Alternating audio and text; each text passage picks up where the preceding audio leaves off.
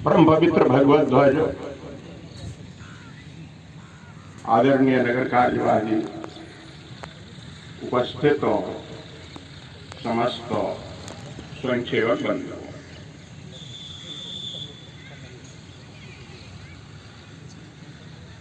आज का यह पर्व उत्सव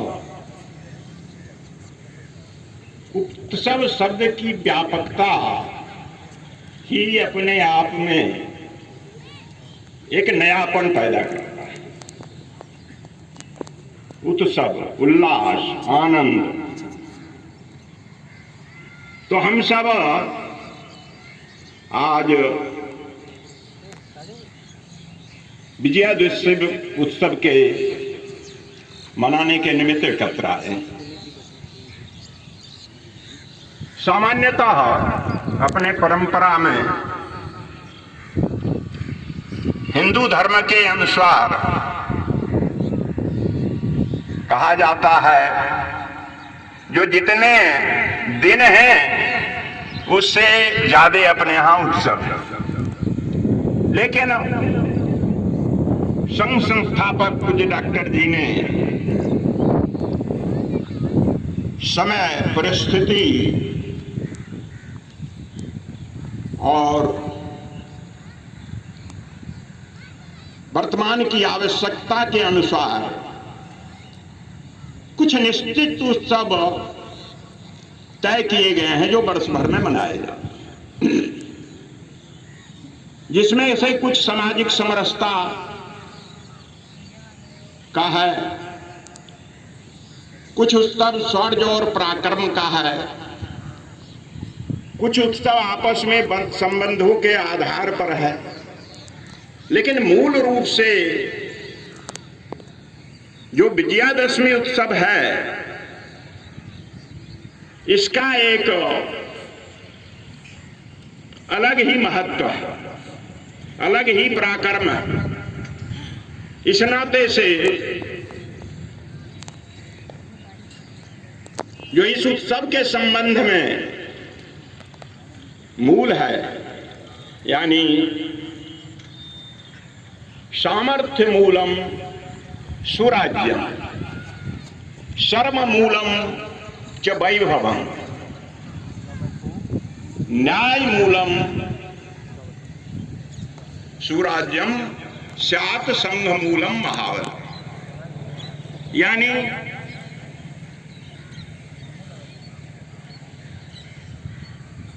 सामर्थ्य जो है से ही, शक्ति के द्वारा ही सुंदर राज्य की व्यवस्था हो सकती है। और शर्म मूलम च वैभवम, यानी बिना परिश्रम का वैभव की प्राप्ति नहीं हो सकती।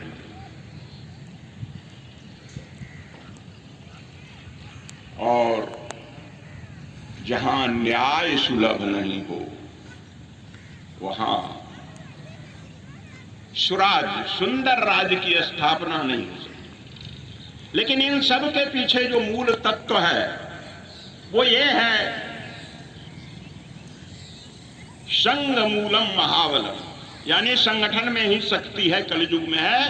और हम सब बंधु अहर्निश उसी के आराधना साधना में लगे रहते हैं।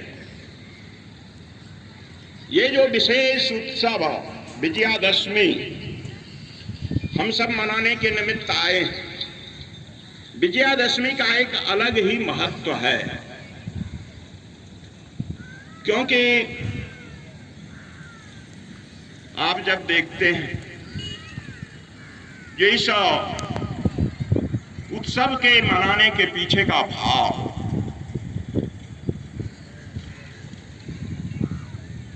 यह आज क्या है,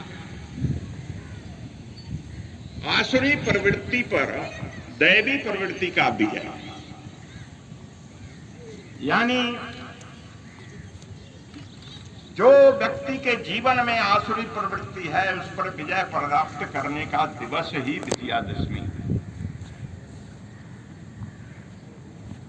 जिस तरह से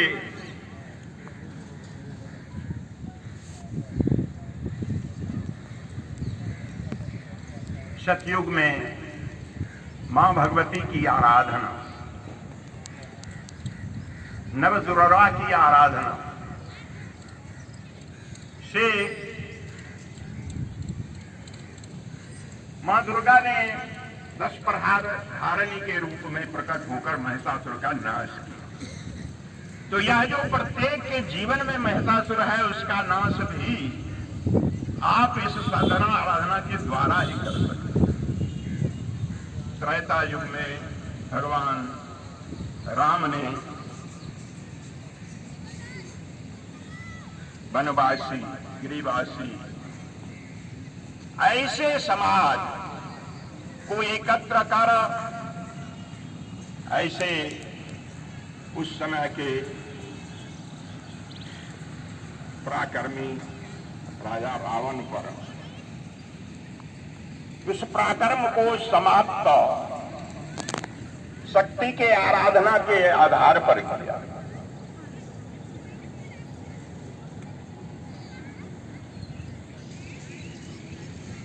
त्रेता में,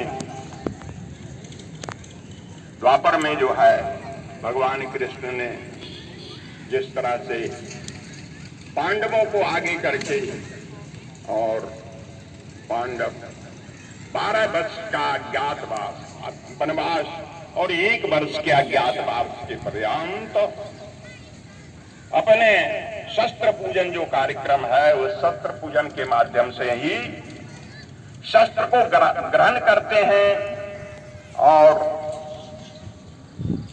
समाज जीवन में अपनी शुद्धता प्रतिष्ठा प्राप्त करने के लिए ही असुरों का ही उस समय भी असुरी प्रवृत्ति का नाश करते हैं। तो विजयादशमी का जहां तक महत्व है, यह विजय का पर्व, यह सीधे संघ की स्थापना से जुड़ा है। यह अपने राष्ट्र के उत्थान के लिए आदि सरसंघ चालक पूज्य डॉक्टर हेडगेवार जी ने विजयादशमी के दिन ही संघ की स्थापना की। विक्रम संवत 1982 तदनुसार 27 सितंबर 1925 विजयादशमी के दिन ही संघ की स्थापना। अब संघ की स्थापना का दिवस या एक महत्वपूर्ण दिवस होने के नाते जो इसके में आप देखेंगे तो विजयादशमी उत्सव यह ऐसा दिन है जो इस महत्व के दिन को कितने महापुरुष के जन्मदिन हैं, बहुत अच्छे कार्य संपादित इसी दिन पर आरंभ हुआ है। इस दिन से ही हम जो है संघ की स्थापना के पीछे भी यही भाव था कि संघ समाज में व्याप्त हो और समाज की सर्वांगीण उन्नति के लिए। क्यों? उस समय के जो स्थिति थी, यह समाज पराभूत था, अपने पर विश्वास नहीं था, समाज में सौ की अनुभूति समाप्त हो चुकी थी। ऐसे अनुभूति और पराक्रम जगाने का दिवस विजयादशमी है। विजयादशमी के अवसर पर ही संघ के स्थापना करके और पूज्य डॉक्टर जी ने संघ की वृद्धि के लिए अहरनिश लगे। विजयादशमी जो विशेष महत्व का है, जिसे हम नवरात्र का, नवरात्र का आगमन जैसे व्यक्ति के अपने जीवन में, सामान्य जीवन में आप देखते हैं तो मनुष्य जीवन की तीन स्थिति हुई। वो क्या है? वो है स्थूल शरीर, सूक्ष्म शरीर और कारण शरीर। ये तीनों को, सूक्ष्म, स्थूल और कारण शरीर, नवरात्र का व्रत, इसका महत्व। नवरात्र में हम सब व्यक्तिशः व्रत रखते हैं और व्यक्ति अपने जीवन में उपासना, सबसे पहला क्या बिंदु है? ये उपवास। दूसरा प्रार्थना। तीसरा आप मौन धारण करके, और मौन धारण से जो है अपने अंदर की शक्ति बढ़ाने के लिए जो है आराधना करते हैं। तो कहने का मतलब उपवास, और उपवास के उपरांत प्रार्थना, और प्रार्थना के उपरांत मौन व्रत। मौन व्रत यानी अपने शक्ति के अर्जन करने का, अपने शक्ति का जो स्रोत है, उस स्रोत को हम उसके स्रोत का जागरण का काम करते हैं। आपकी अंतर्मुखी शक्ति जो है वह जागृत, वह शक्ति विकसित हो। तो पर्व में हम उपासना, उपवास के माध्यम से शरीर शुद्धि और मौन के माध्यम से शक्ति अर्जन। तो शक्ति अर्जन जब होगा तभी आप जो प्रार्थना करेंगे उसका प्रभाव सकारात्मक बनेगा। जिस तरह से अपने जीवन के तीन बिंदु आते हैं। पहले में है जो है अपने लिए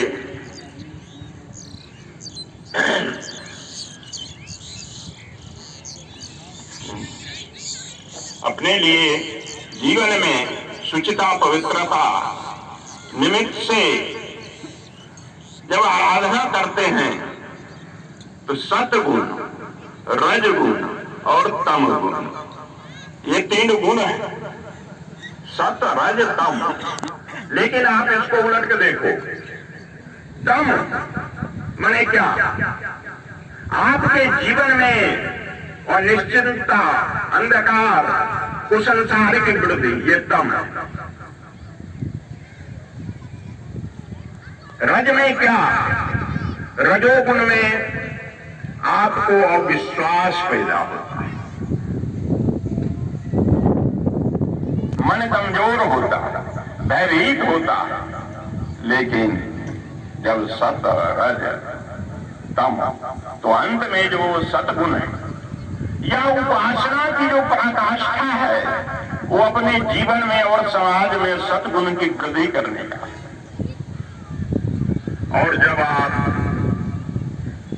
भगवती दुर्गा की आराधना, नव दुर्गा की पूजन में 9 दिन का आप उपवास रखते हैं, तो प्रथम पे 3 दिन मां भगवती की, दुर्गा की आराधना करते हैं।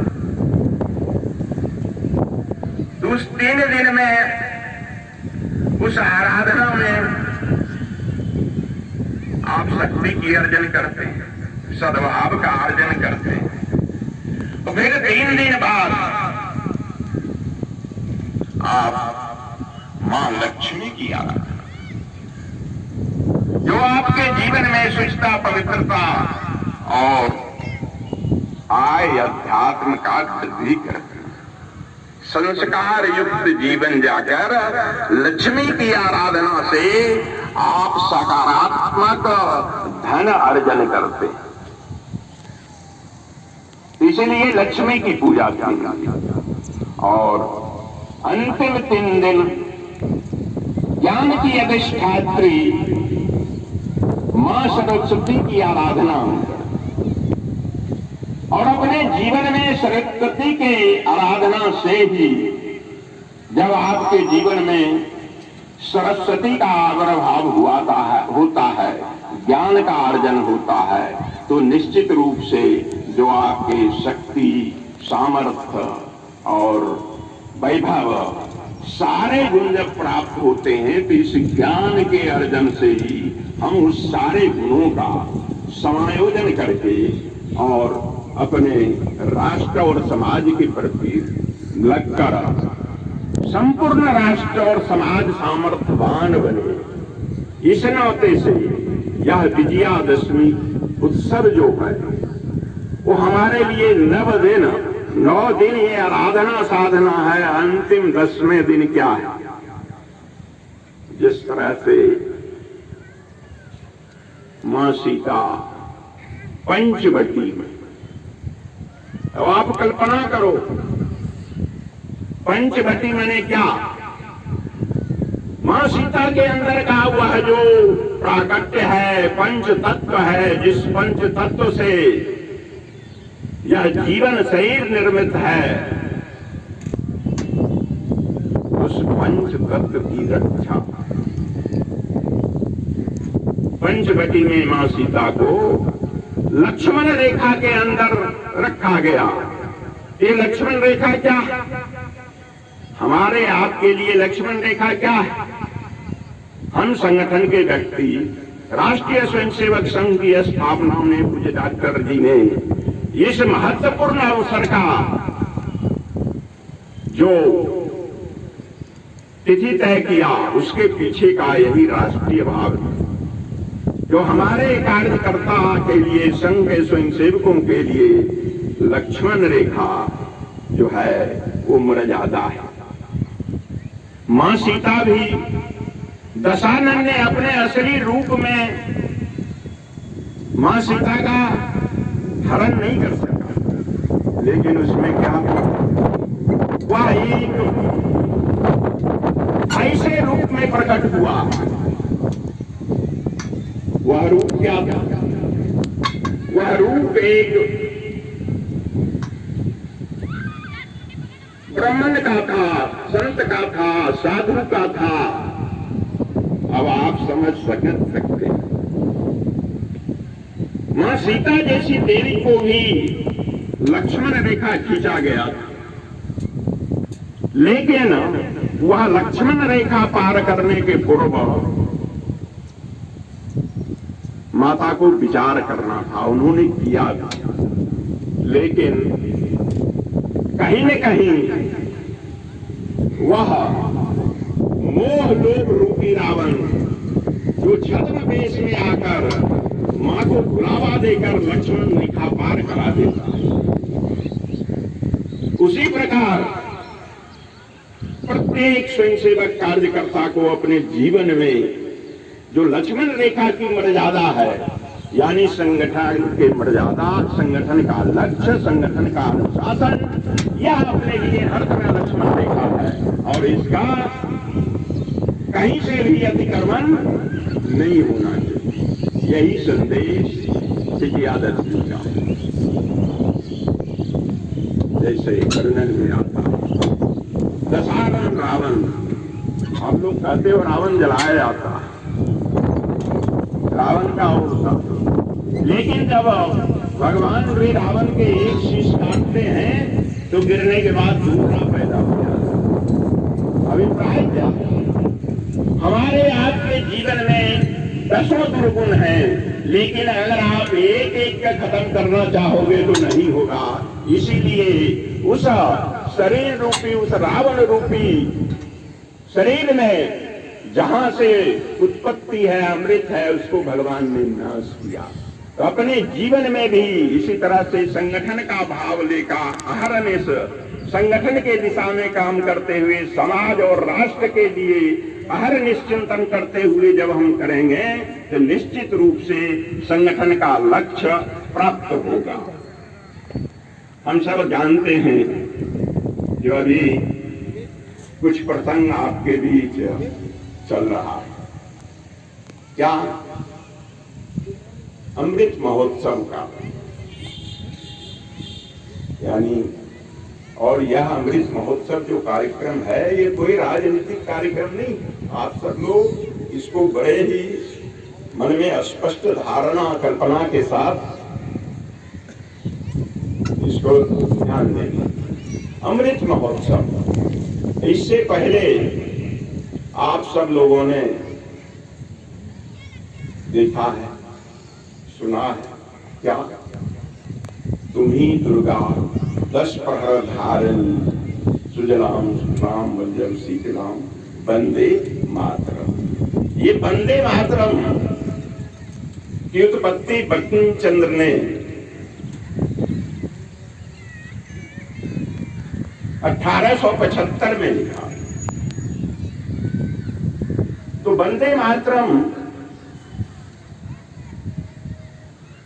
जब उसमें स्पष्ट है मां भगवती दुर्गा 10 प्रहर धारणी, तो अखंड भारत का चित्र कैसा है बंकिम चंद्र के सामने?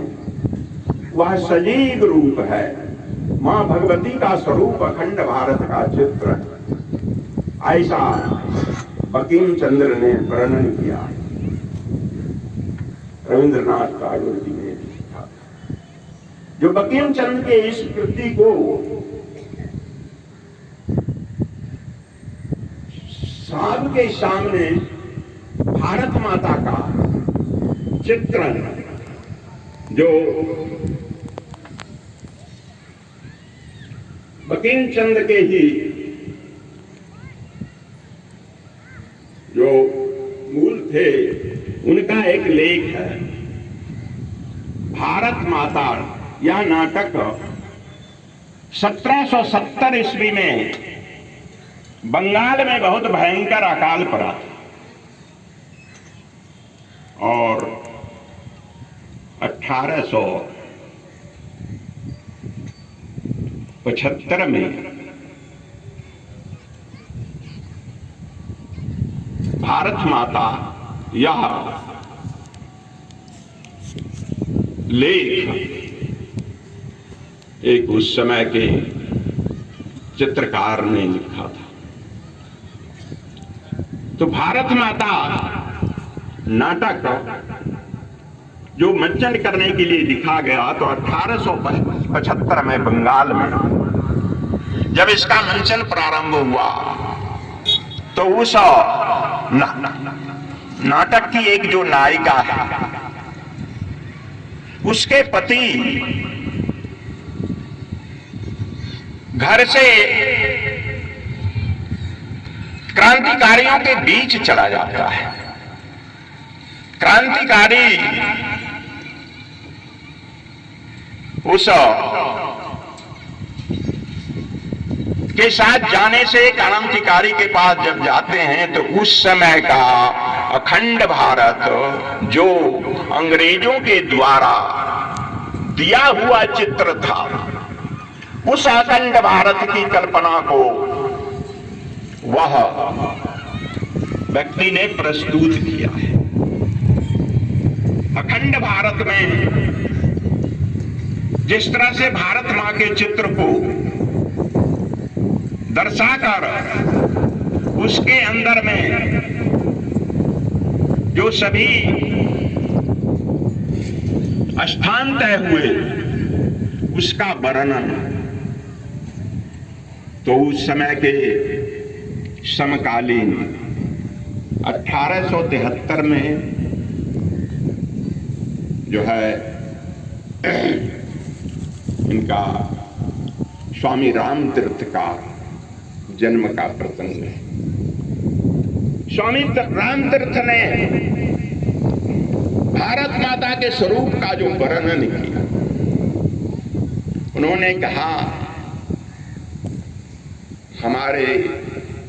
मैं भारत माता का स्वरूप हूं, हमारी पैर कन्याकुमारी है, हमारे मस्तक हिमालय है, हमारे दायां पैर आभा मंडल, हमारे बायां पैर मालावर है, और पूरब और पश्चिम जो दोनों भुजाएं फैली हुई हैं, यह भारत माता का सचित्र चित्र। इसमें रहने वाले भारत माता के जो संतान हैं उसको आलिंगन करने के लिए सौहर्ष भारत माता के स्वरूप में, अखंड रूप में खड़े हैं। ऐसा वर्णन पूज्य राम तीर्थ जी ने अपने लिए किया। उनका जीवन बहुत अल्पकाल था, केवल 33 वर्ष। 1940 में यह भारत माता चित्रण का संकलन लखनऊ में प्रस्तुत हुआ। कहने का मतलब, उस समय अखंड भारत की कल्पना में ही, जैसे भारत माता की कल्पना में कैया का लोगों ने लिखा, एक प्रसंग है महाभारत का। यक्ष युधिष्ठिर से प्रश्न करता, वह प्रश्न है,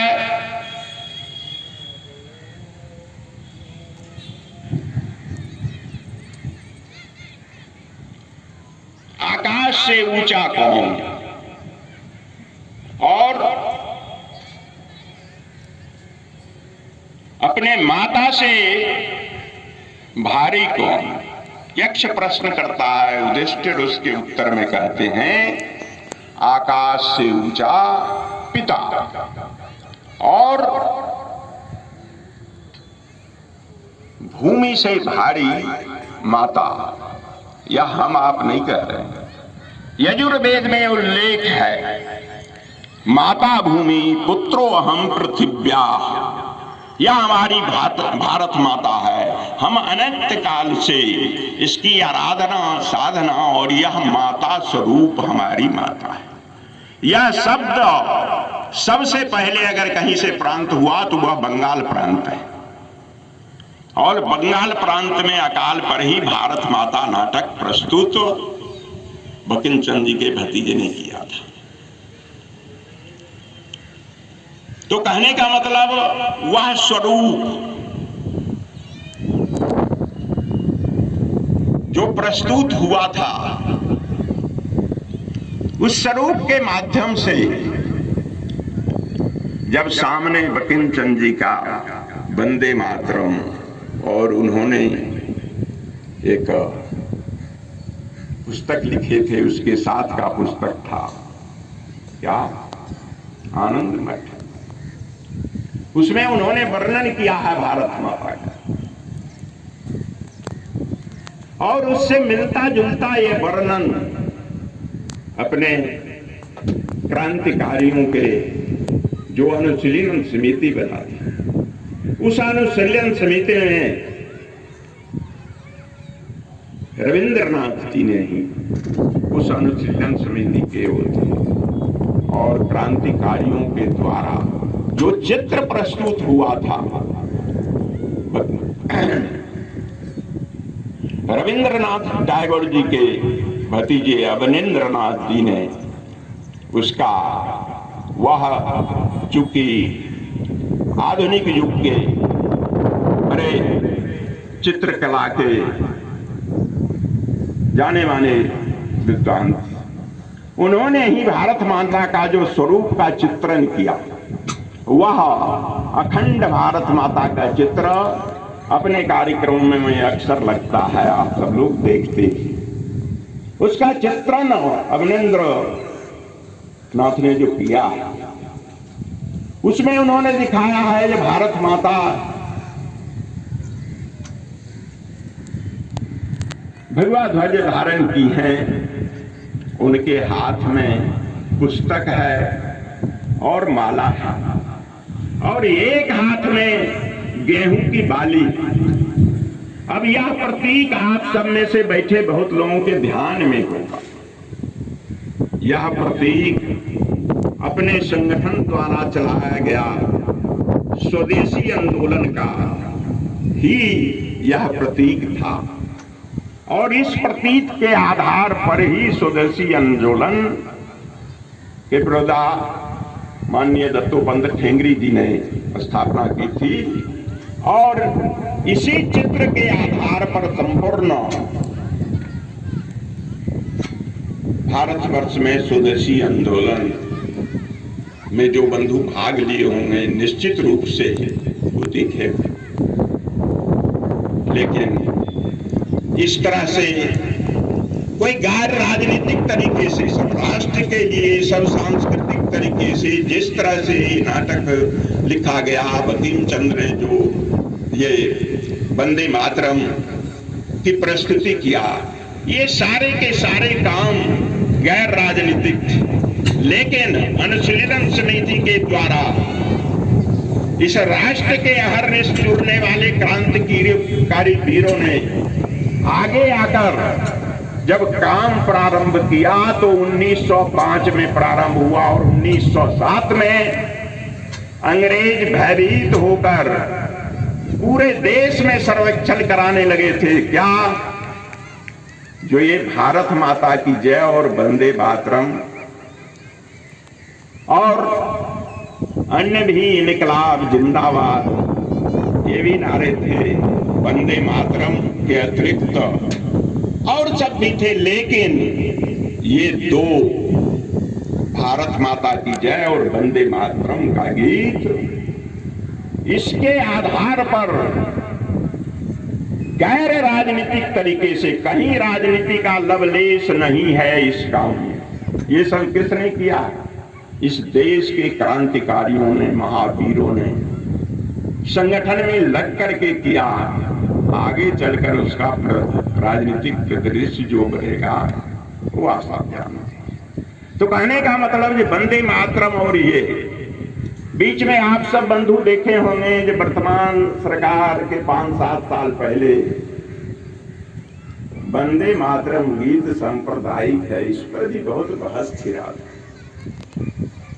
लेकिन अंत में इस सब का निष्कर्ष अंतिम क्या निकला? वंदे मातरम कहीं से भी राजनीतिक नहीं या सांस्कृतिक द्वारा राष्ट्र भाव को उत्पन्न करने के लिए, राष्ट्र भाव जागरण करने के लिए और राष्ट्र को एक दिशा में लेकर चलने के लिए यह वंदे मातरम होती।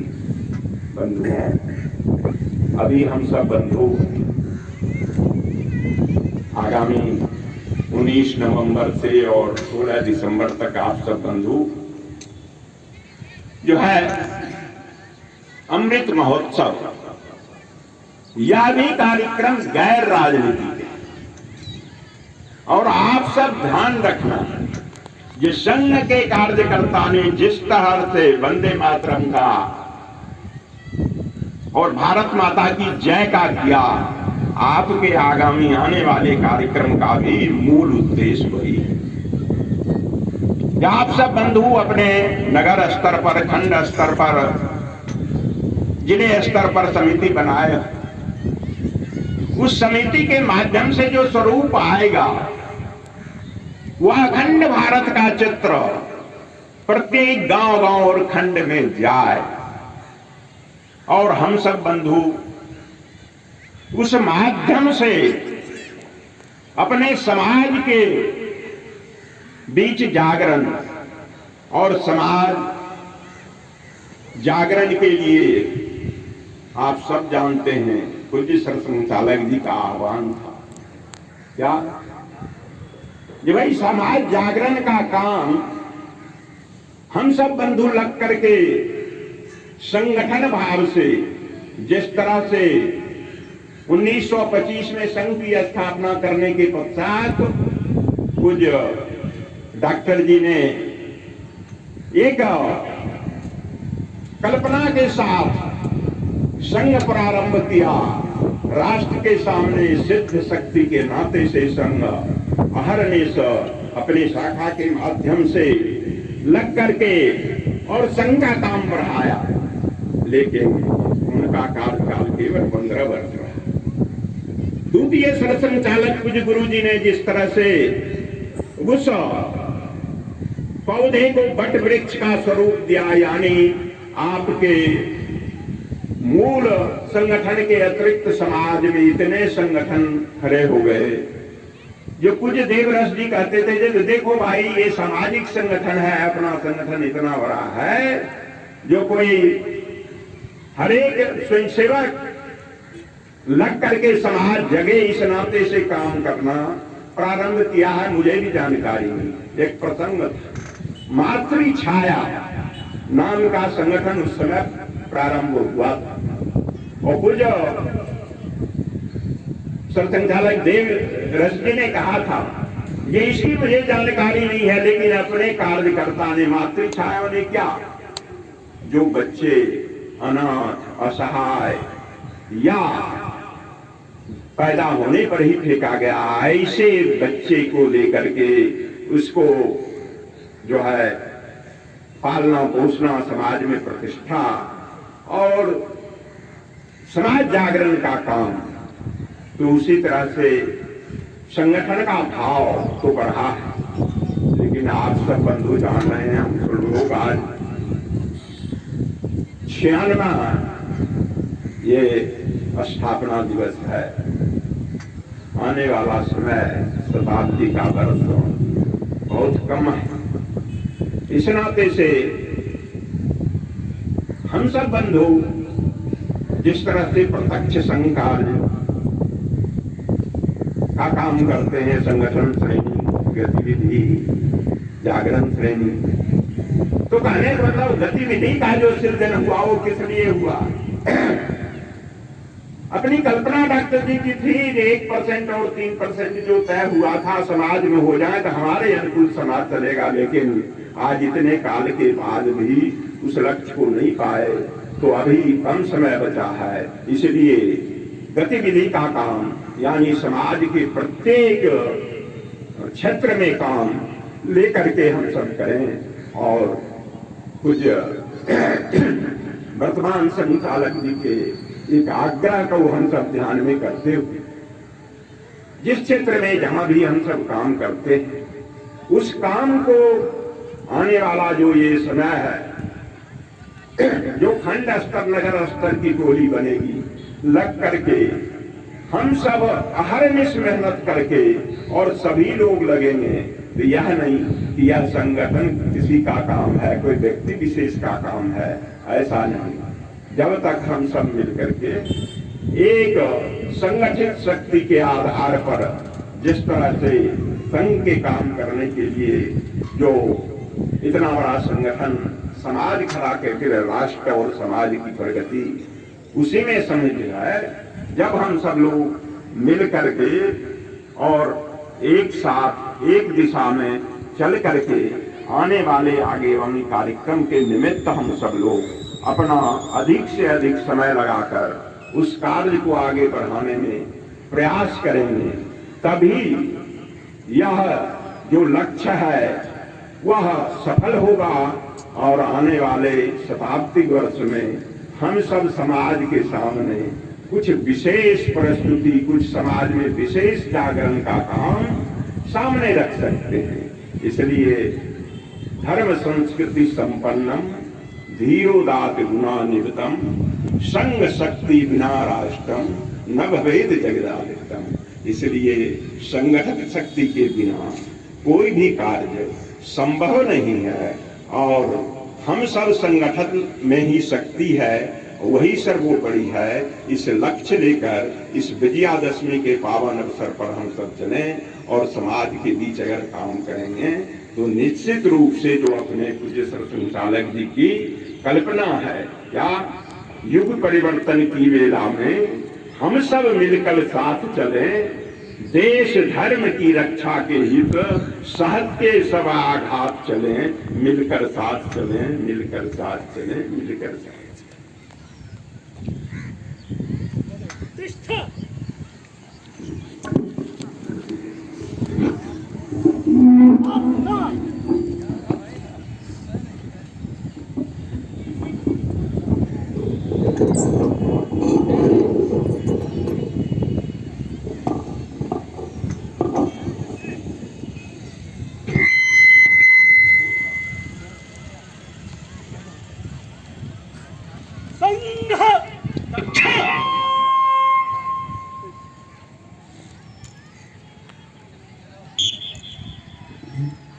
नमस्ते सदा वत्सले मातृभूमे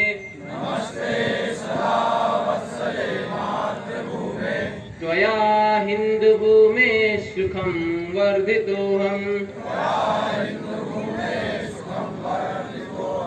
महामंगले पुण्यभूमे त्वदर्थे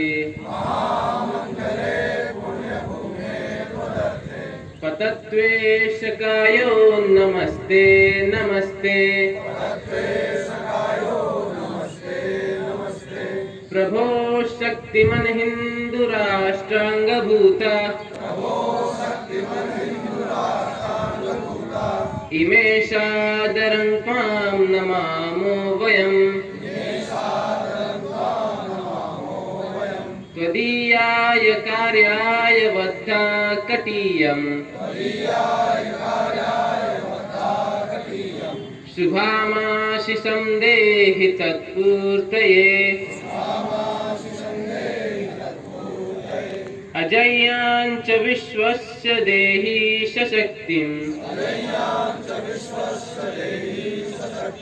सुशीलं जगद्येन नम्रं भवेत् श्रुतं चैव यत्कण्टकाकीर्णमार्गम् स्वयं स्वीकृतज्ञाशुगं कारयेत् समुत्कर्षनिःश्रेयसस्यैकमुग्रम् परं साधनं नाम वीरव्रतम् तदन्तः स्फुरत्वक्षया ध्येयनिष्ठा हृदन्तः प्रजागर्त तीव्रानिशम् विजेत्री जनः संहता कार्यशक्ति विधायास्य धर्मस्य संरक्षणम् परं वै भवन्नेतुमेतत्स्वराष्ट्रम् समर्था भवत्वाशिषा ते वृषम्। भारत माता की जय। प्रणाम। 1 2 3